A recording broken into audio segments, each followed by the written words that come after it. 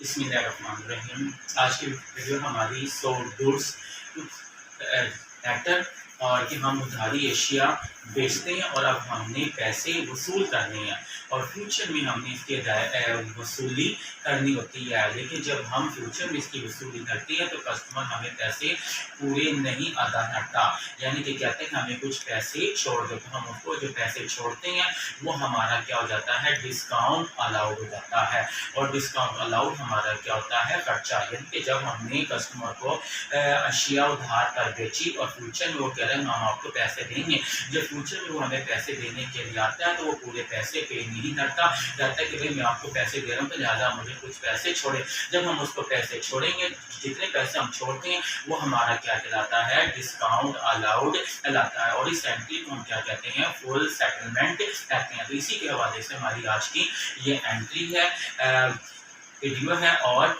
Entry करने से पहले आप मेरे चैनल को सब्सक्राइब करना मत भूलिएगा। अब हम एंट्री की तरफ चलते हैं।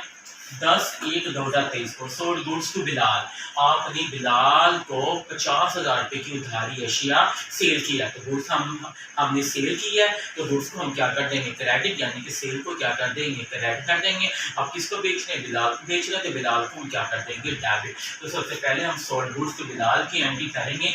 तो डेट क्या है, 10/1/2023 है। हमने बिलाल को 50,000 रुपये की गुड्स सेल की है, तो एंट्री हो जाएगी Bilal account to sales account. और बिलाल की अमाउंट, बिलाल अकाउंट की अमाउंट हम डेबिट के कॉलम में लिखेंगे क्योंकि हमने बिलाल से पैसे लेने फ्यूचर में, और सेल की अमाउंट हम क्रेडिट के कॉलम में लिखेंगे क्योंकि हमारे पास 50,000 रुपये की गुड्स हमने सेल कर दिया। तो इसकी एंट्री क्या बनेगी, Bilal account to sales account. Combination क्या आ जाएंगी, being sold goods to Bilal, being sold goods to Bilal, ये इसकी नरेशन होगी। अब हमने हमने कभी बिलाल अब हमें पैसे कब देंगे, तो बिलाल कह रहा है मैं आपको पैसे 15 तारीख को दूंगा। फॉर एग्जांपल, यानी कि हमने फर्ज कर लिया कि बिलाल हमें 15 तारीख को पैसे देगा। अब 15 तारीख आ गई है, 15/1/2023 receive cash from Bilal ₹48,000 in full settlement of discount.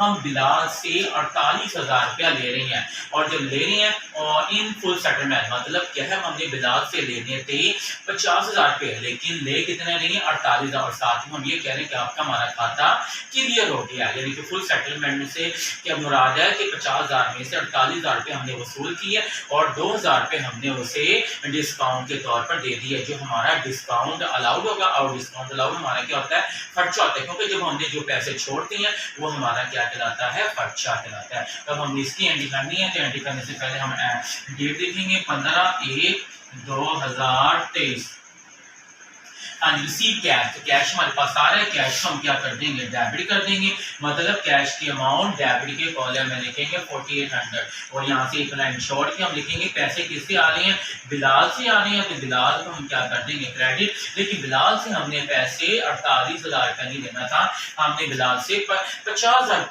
लेना था। लेकिन अब हमें पैसे कितने मिल रहे हैं, 48,000, और किसे मिल रहे हैं, 50,000, यानी कि 50,000 में से 48,000 रुपया इधर आया। तो 48,000 को हमने डेबिट किया और 50,000 को हमने क्या किया, क्रेडिट किया। अब हमने दोनों के बैलेंस को इक्वल करना है। अब डेबिट में अमाउंट है 48,000 और क्रेडिट में अमाउंट है 50,000, तो छोटी साइड कौन सी है, डेबिट साइड छोटी है। और डेबिट साइड में क्योंकि हमने एंट्री का जो एंट्री है डेबिट और क्रेडिट के बैलेंस को हमने क्या करना है, इक्वल करना होता है। जितनी अमाउंट डेबिट में उतनी अमाउंट क्रेडिट में भी होनी चाहिए।